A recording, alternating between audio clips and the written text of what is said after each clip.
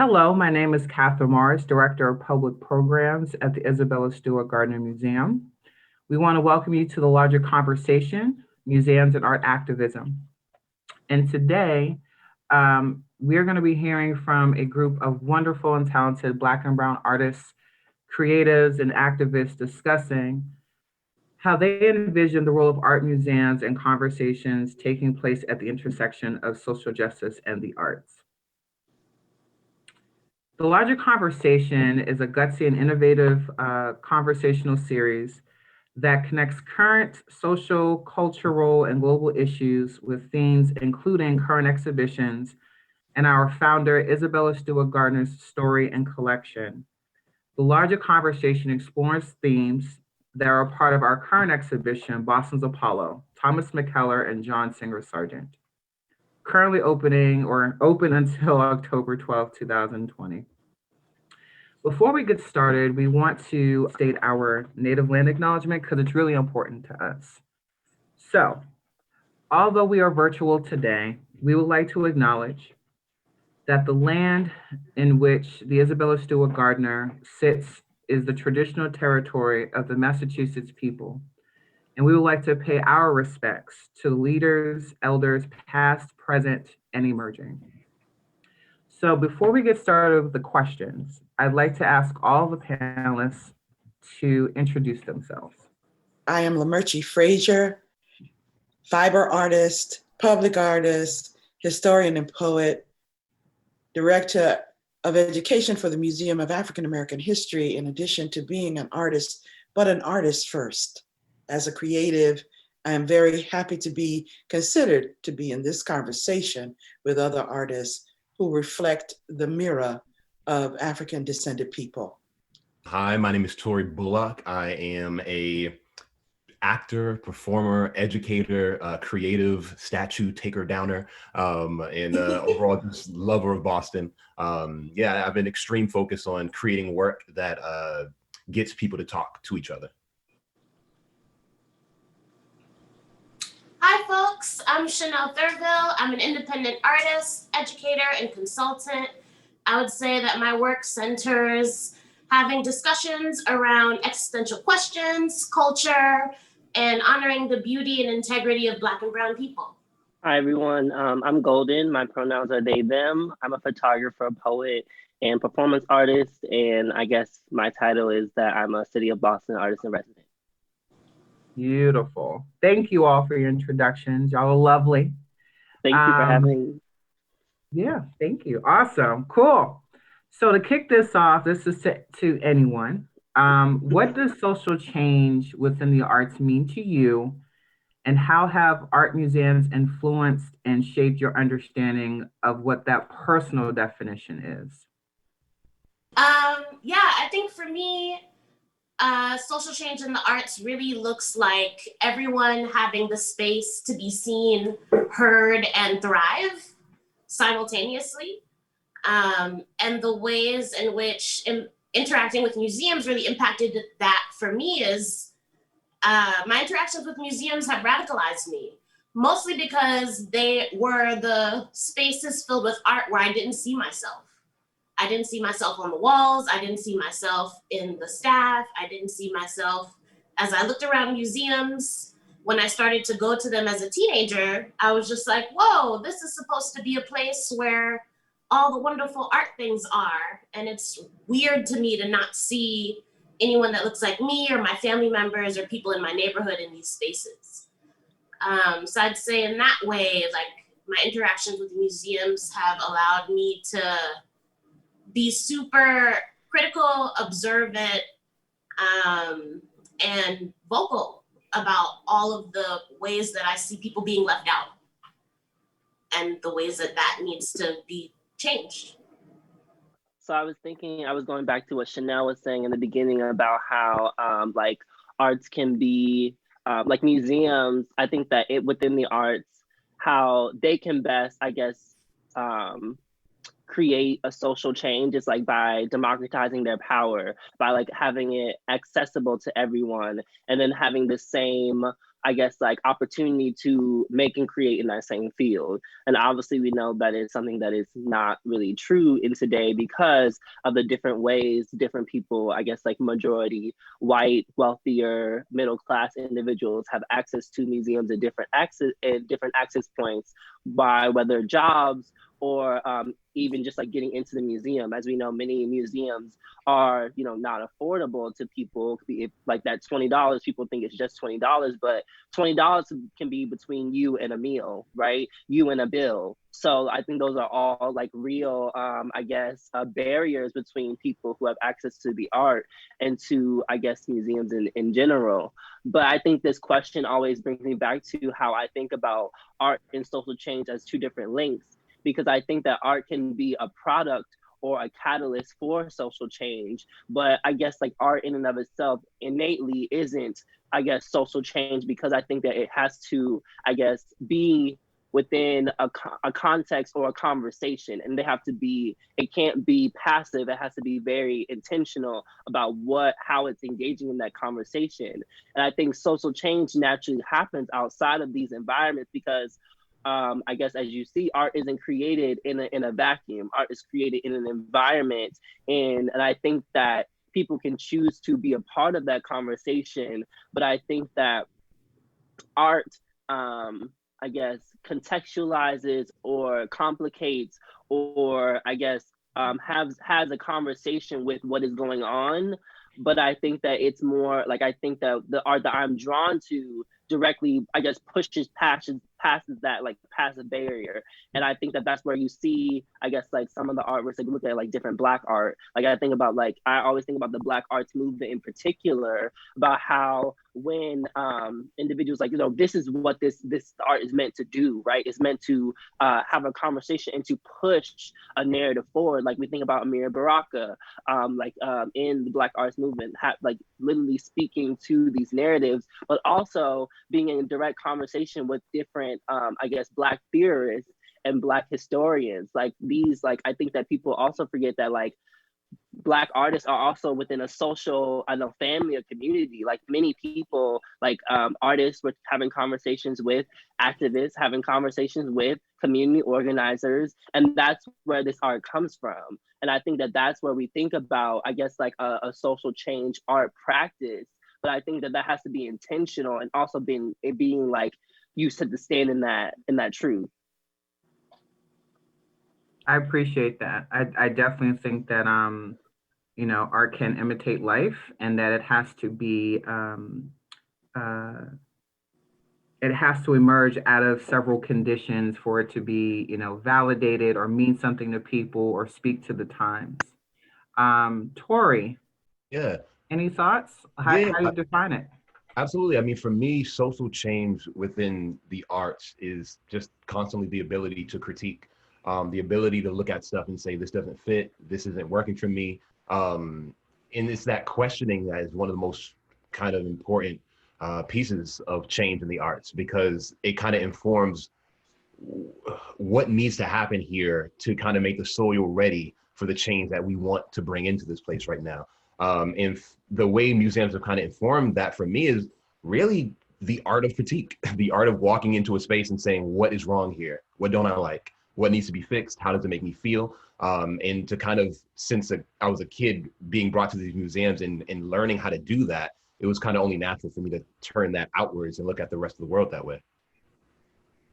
Yeah, that makes sense. I think, you know, in general, from what you all are saying, you know, from Lamerchi talking about intentionality and really reflecting what is going on, and you know, for Golden in terms of like this idea of that, you know, social change and art can be separate. They're not necessarily always exclusive, but they could be depending on the situation.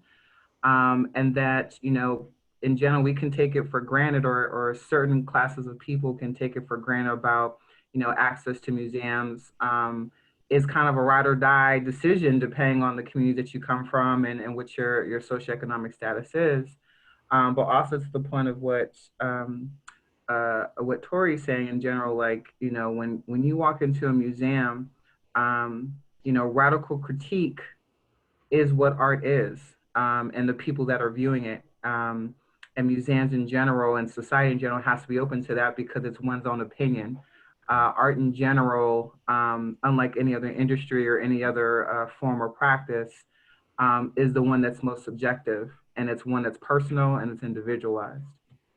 So, in hearing all that you all are saying, and I'm sure you all read the headlines and have seen the social media videos and clips. A few weeks ago, in July, here in Boston, the Nelson Mandela Roxbury Love mural was destroyed during construction for an apartment complex, caused a little bit of controversy.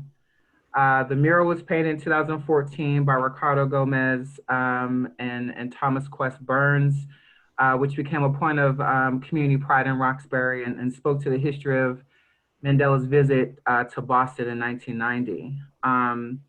Do you all think that museums have an obligation to advocate for the preservation or removal of the art outside of its own walls in communities that they are around?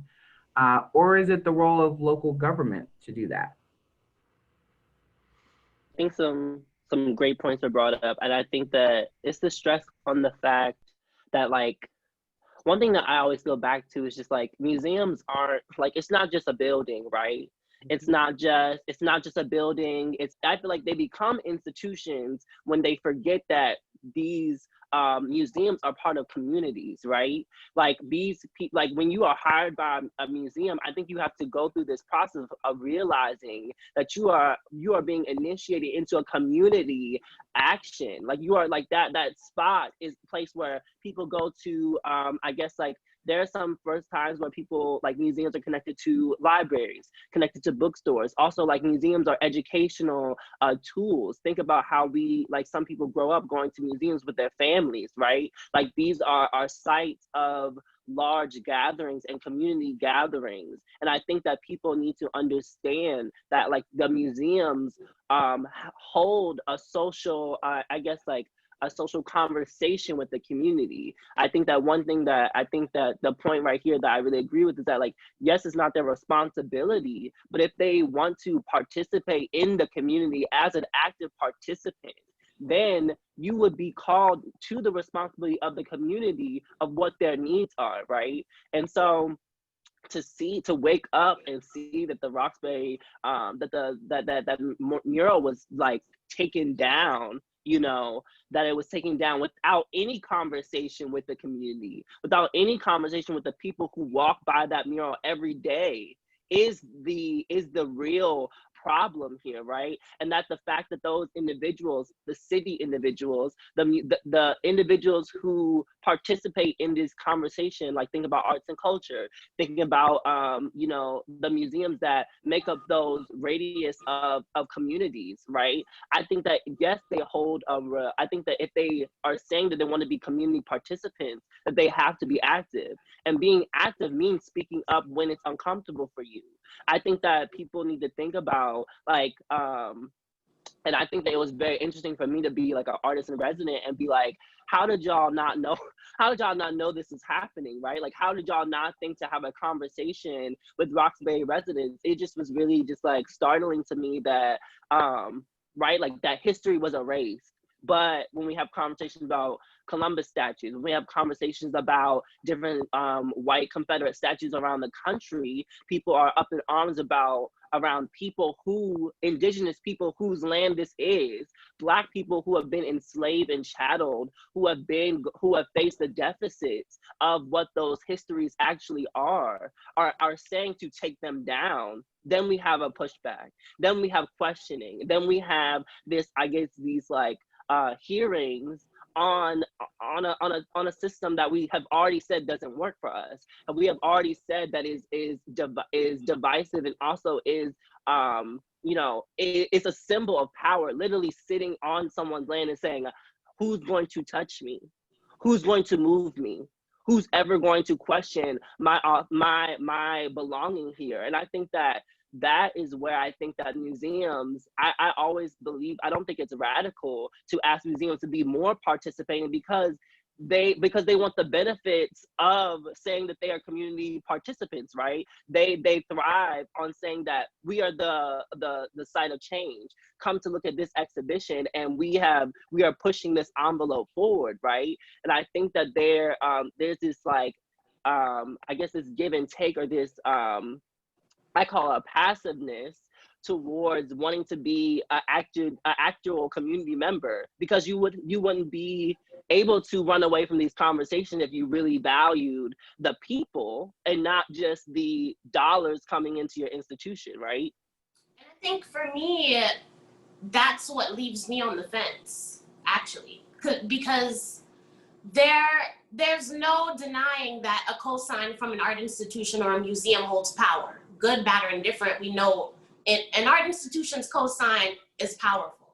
And at the same time, I feel like the only thing worse than having a museum or an art institution who ignores a community completely is a museum or an art institution who finds themselves forming a partnership that's filled with empty promises, a lack of substance, and an unconscious harm that they do in partnership because of their ignorance, or because of all of the white supremacist systems that are operating within their institution internally that they have not acknowledged, tried to process, disrupt, or check. And that's not okay. Like, it's not okay to jump in with a partnership with the community when you haven't done that internal work to ensure that you're not harming these people when you're trying to advocate or champion or stand beside them for the things that they're passionate about and want to see benefit their community. Mm-hmm. Yes, I think that's important, what you're saying, Chanel. It is, in the environment and milieu that we exist in, the Western art canon has read Africa as ugly, just to give some kind of reference point to people of color, to Black and Indigenous people. And the aesthetics of Western culture tend to elevate that of Europe as being the standard.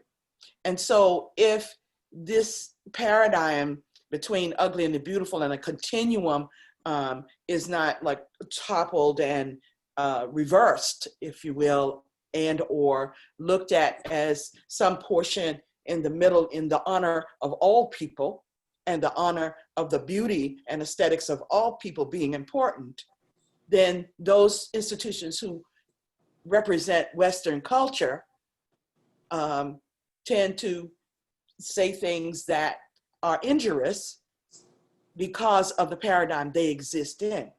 So how do we then re-educate through these institutions or affect change in some way of people's thinking? I try to stay away from the jargons of rhetoric that are most often used in thinking about this idea of how Western institutions rest in Western white possessive logic. If I own the table and I invite you in, that's inclusion.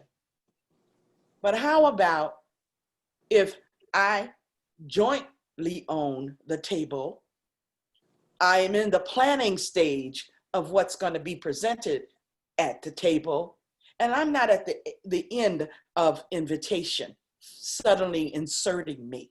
What happens to the power dynamic when it is the continuum of beauty as established by people self-determining and self-possessing that?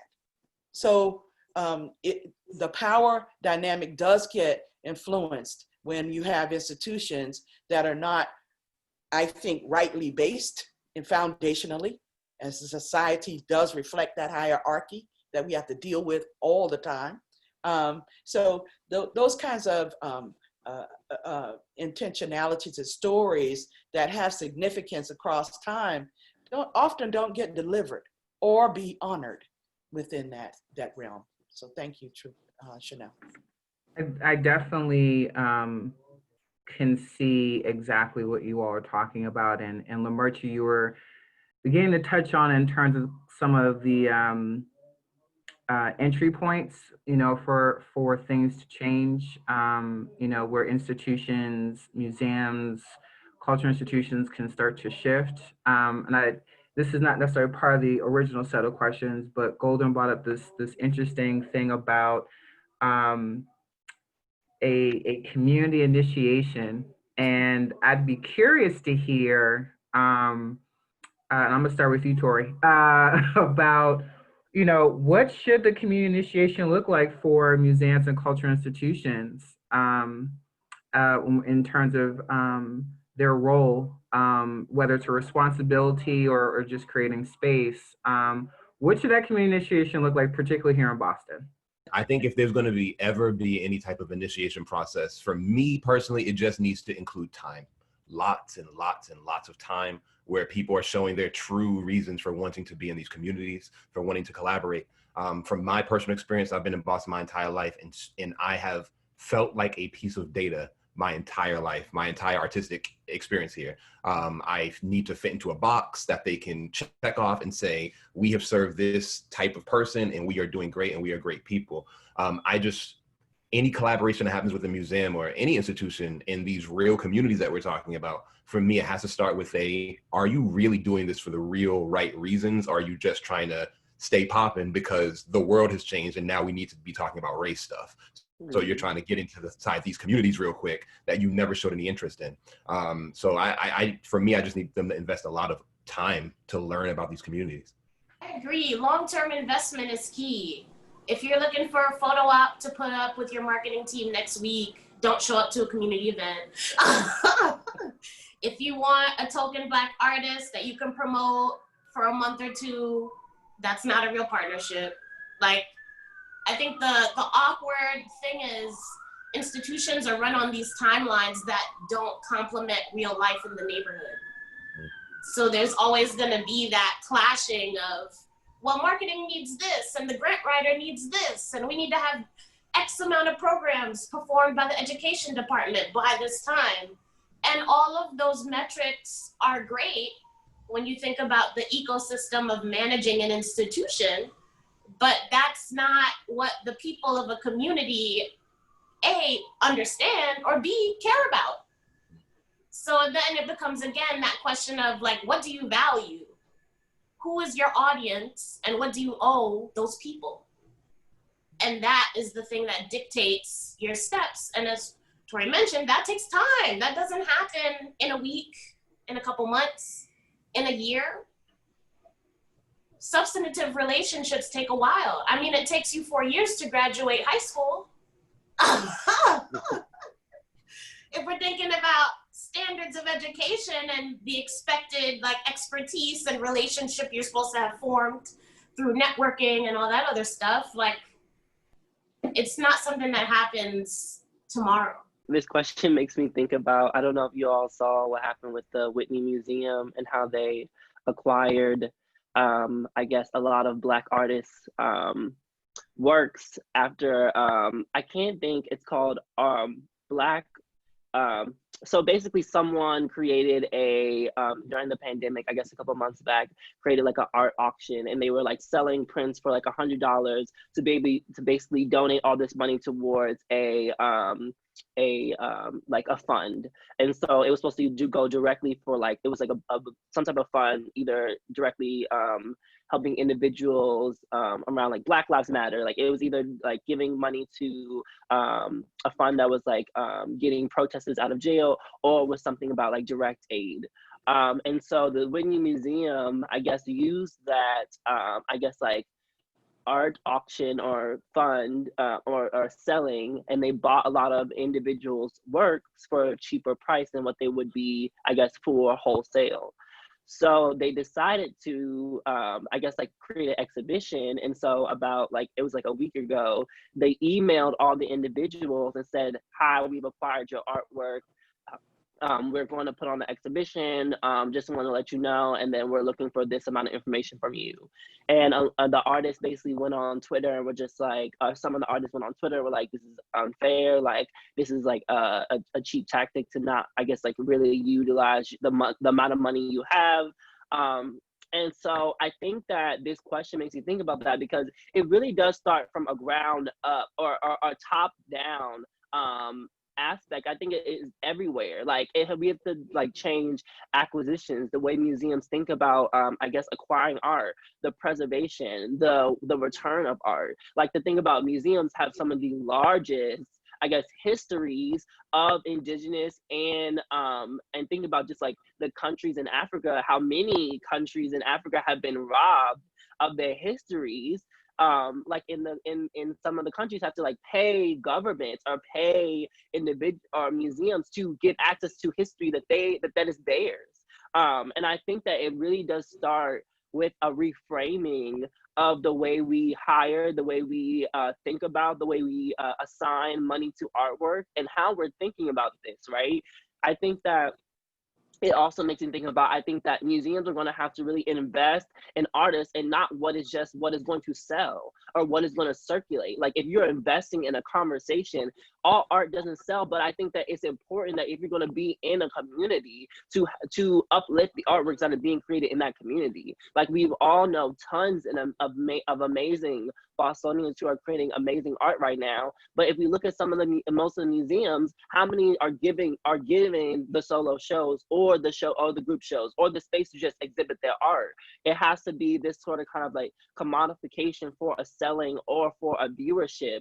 And actually, I think that if people invest in those conversations and see that people are actively having conversations in their own communities, they'll be more willing to come in and see like, oh, I can see myself. I think that representation will never be there if museums are constantly investing in this like, who can get the most people into this room by name. And I think that also doesn't talk about how some of these people have names because of the privileges they've been afforded their whole life. Like let's not be like coy about this. Like being an artist is a very expensive thing to do full time, and to do that and to be able to pay for your materials, to be able to fund your own practice and having to do that and to upkeep that, like that's like telling you it's a full-time job, like, you know. And I'm a person who has a residency and I'm still, you know, clocking in and like doing overtime, like stuff like that, and that is what it really demands. And I think that like many people who I went to school with, like they didn't think about, like I didn't have the money to go study abroad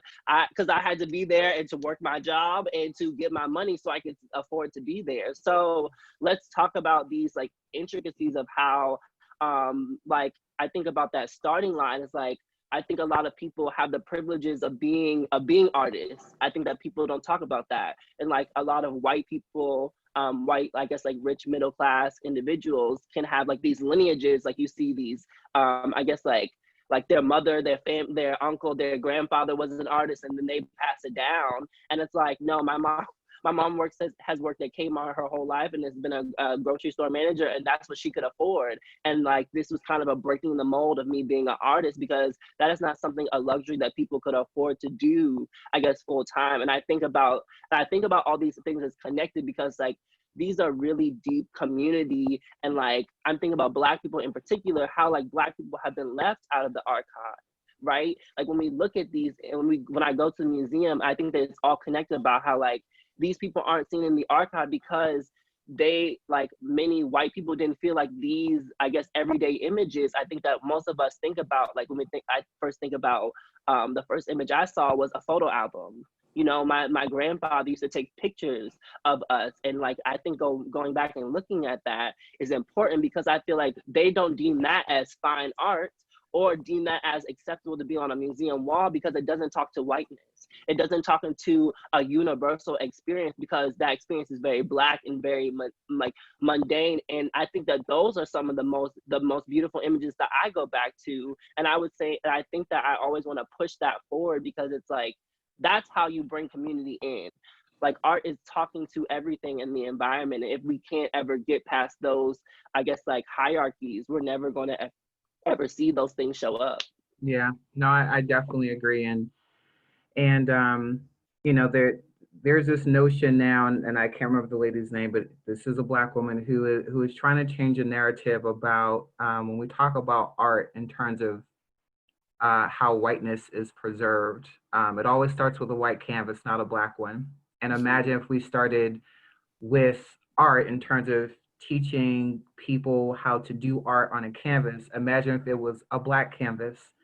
It totally changes the dynamic of how you look at art and texture and the stories and the color palette, and the critical thinking as an artist you have to do about how do you work with that medium versus a white canvas that's always started. And that actually has a lot of implications about how art is viewed, because every canvas in every art store is white. It's not, imagine if we started with navy blue or brown or green or a black, it would look very different. Museums and cultural institutions might look a lot different in terms of those lived experiences. So you break up, but all of you all make up these great points about, it's not just the history that's within these cultural institutions and museums, but it's also the untold stories that never date back, that do not go beyond a European or Eurocentric perspective.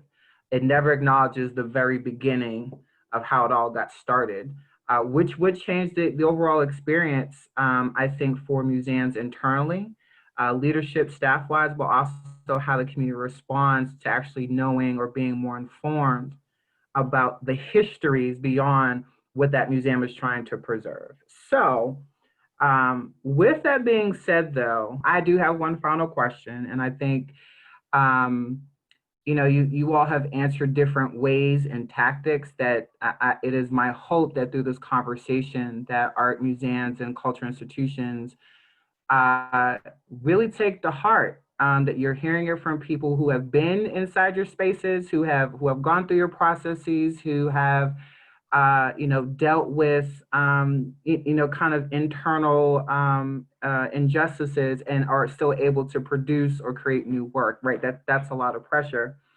But my final question to kind of wrap this all up is, considering the challenges and inequities that are currently present, a health pandemic, a racial pandemic, protests about racial injustice, in our economic insecurity, do you think individually, are we in a moment where, cultural institutions and art museums that will say are historic in nature, or that are getting, that are going to start, should they be rethinking their mission and why they exist and who they're for and why?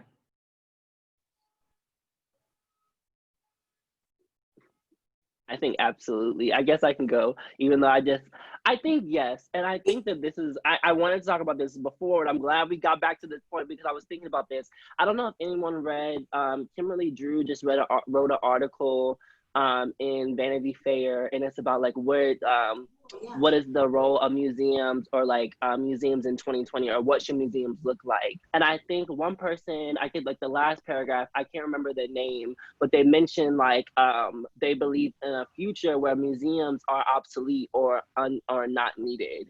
And I thought that was such a radical way of thinking, because I haven't even thought of that as like a framework, because I think that I was just like not thinking that far.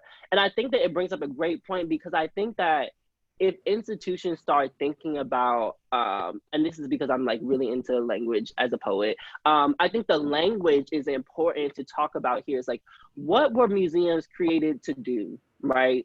What were museums created to do? It was a way to, I guess, I think that sometimes they're a way to, I guess, exemplify what has happened in history, but also we see museums, as Lamerchi brought up before, is like as a way to talk about what is beauty and how do we see beauty, and talking about those different interactions.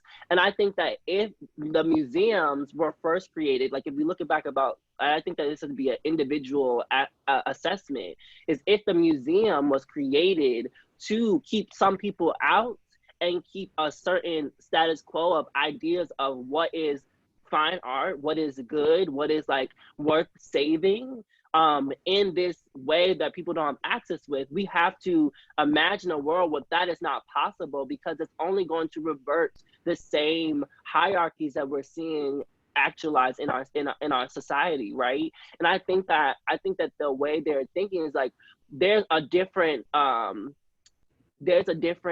sphere or space that we have seen and that we have actualized and interacted with that is not a museum, that also values and deeply invest in art. And I think that we can see those, like I think about the Harlem, the Studio Museum in Harlem, how like that museum in Harlem has been a site of like deeply investing in Black art, right? And I think that its intentionality from the beginning was very clear. But when we look at a museum like, I guess, the Guggenheim, like even I, as a person who used to be a student in New York City, I went to NYU, and we couldn't get access to the Guggenheim because they wouldn't let us in for free. It was the only museum in the city that I think that we can access for free. And I think about what of those institutions are still standing for and how they are not changing with the times. And I think that I believe that in order to get to any type of like change or I guess like new vision, I think that one, museums have to start doing a deep, I guess, analysis of like what their stance are, what are they doing, and if they are not investing in the community, then I don't think they are going to be, as Lamerchi said, be relevant in the future. They're not going to be relevant. People are going to stop investing in them and going to invest in other spaces that that do that work. And I also think that what you'll also see is a new space that we didn't even know was possible, where art can exist in the same sphere, but also do the things that we wanted to do. We all, like, I think that most of us, well, I can't really speak for everyone, but I feel like for myself, I go to museums so I can be able to have not only a look at what I'm seeing around me in a different light, but I'm also interested in how different people are seeing their own environments through their own eyes. And I feel like we all go to art to just, I think stories are really the heart of it, right? Whatever the story is or whatever the conversation is, we're drawn to it. And I think that museums, as they currently are sites of stolen history, are sites of gaps in archives, are sites of uplifting some and keeping some out. And I think that currently they don't really serve their communities as much as they can be. And I think that there's going to be a whole new landscape in the future that actually does the work that we wanted to do. So I'm not sure if I'm like landing on the thing where like museums will be obsolete, but I do think that like, I think of some tangible things I think about is like giving those artifacts back to First Nations people and the countries that where those artifacts were stolen on. I don't think that art can be, I think that to say that it's going to be useful for me to see is not, I think that is an individual mindset. And if I'm only coming here to like take a part of it by like looking and not thinking about the context of how it was stolen or taken or the context of how it arrived here, I think that that is the individualism that will give us further down the road of like where we see these travesties happen, and then people don't like 30, 50 years from now don't have access to even their own history. Absolutely. I agree with you. Go ahead. Yeah, part of me really wants to tell museums, hey man, you need to be changing your mission. You guys need to go back to the drawing board and figure out how you guys are still living this world. But then another part of me just doesn't want them to win, because this isn't new. People have been saying this forever. For as long as all of us have been artists, we have been in spaces saying, this doesn't feel right. You need to change this. You need to move this. You need to do this. And now, again, when it's based solely on your survival, because everyone is acknowledging that the world is changing, and having a museum full of white artists and white people and white history with this new world, people are scared. And they're like, this isn't, how do we still move and shake in this new world? And now everybody wants to kind of custom tailor their programming to the audience that they need to come to their space to survive. And for me, I'm like, I'm sorry, you need to be passed over.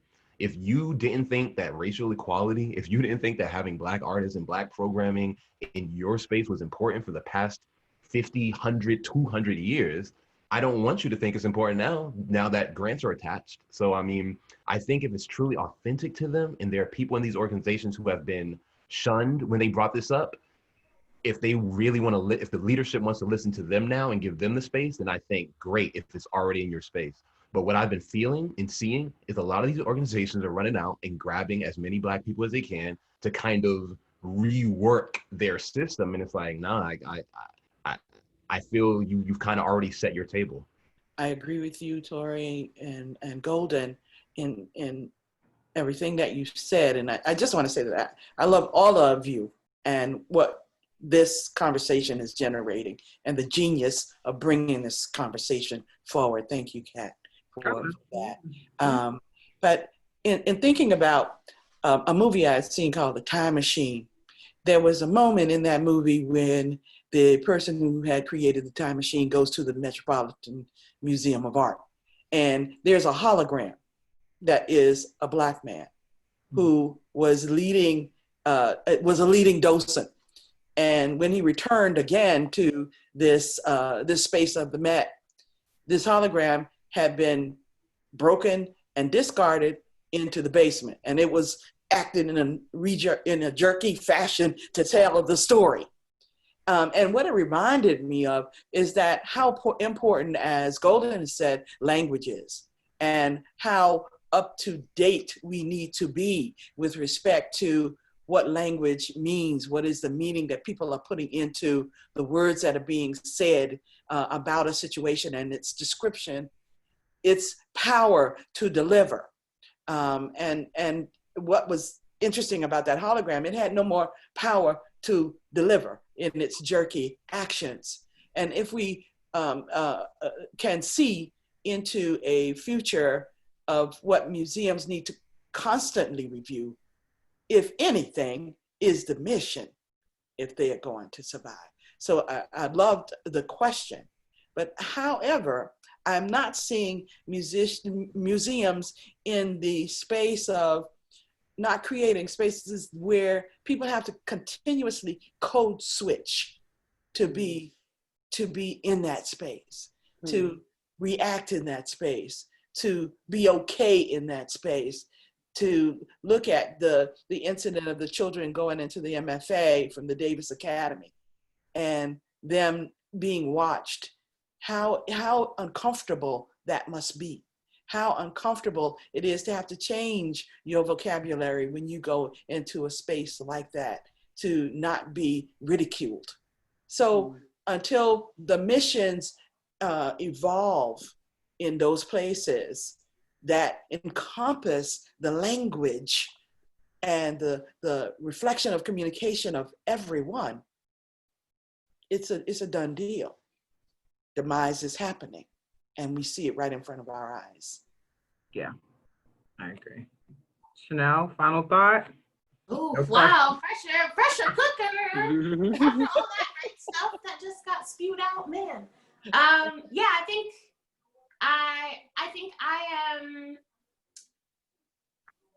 I'm struggling because part of me wants to be hopeful and optimistic and like museums can be these wonderful places. Whoa. And at the same time, history has shown us that words can be manipulated, you know? So while it's nice to think that changing the language of a mission will also magically bibbity boppity boop and make the organization better, that's not realistic. Like, again, for me, I'm less about the words and more about the action. Quite frankly, the beginning to the change is people gotta go. Lots of white people and lots of positions of power need to be given a great package to eject themselves, or they need to be fired. And their spaces need to be filled with people of color. That's the hard truth. That's the hard truth. No one wants to acknowledge that as a practical solution. For damn sure, nobody's doing it. That's what it would take, because ultimately institutions are made up of people, and people are carrying different intersections of their identities and experiences. And what we've seen and what we continue to see is that our institutions in particular are heralded by typically white people of privilege. And that, again, like that individual framework that you're carrying with you into your work environment seeps into the things that you're managing, the way you interact with people, the way that you design and plan. Like you can't separate the individual from the collective impact of the institution. So it really requires white people giving up their power and either gracefully leaving or being fired, and having those positions filled with people of color who are not only thinking about the language that they can put out front, but also the internal actions that they're doing to spark the change in mentality and work culture that then seeps into the work that they want to do with external partners. Ooh, fire. Tori, I'm sorry, you were gonna have the final thought. My bad. No Oh, no, pressure. no, I already said my thoughts. Okay, just want to make sure. I'm good. Well, I did have one more. I did have, you just see my mouth. I was like, they have one more. No, I sit in this room and in this Zoom room, and there's just so much positive energy and so many thoughts about the future. I just wish that we didn't have to ask for seats at these tables so much. I wish that we could step away from it and just say, look, you didn't value us. You didn't think we were good. You didn't like us. So you know what? We have our own thing. And you guys, if you really want to stay relevant, you'll do your thing or try to come work with us. But with the day and age of hoping that you figure out that you're doing this wrong is kind of past for me. no, I totally, in all the things that you all have said, one, they make sense, they're honest, they're transparent. And truth is hard for a lot of people. Change is hard for a lot of people. But I think the ways in which, particularly to Boston, we have major cultural institutions and art museums who have a lot of work to do, and may have been hearing the same things over and over again. So, there might just be a numbness to that.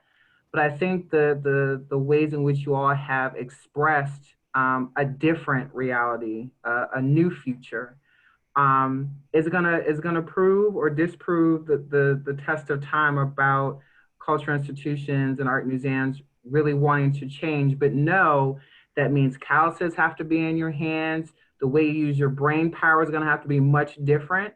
That if you're scared to walk across the tracks where people of color live, you're gonna have to do that too. You might have to sit at the table and have some cultural food that may totally be different from your own experience in order to at least walk a half a mile, maybe even an inch in the shoes of disenfranchised people, people whose individual and collective knowledge and talent and skills and power has influenced not just this country, not just this state and city, but the world, and has yet to have its due justice and recognition for its contribution of how we have evolved as a human civilization.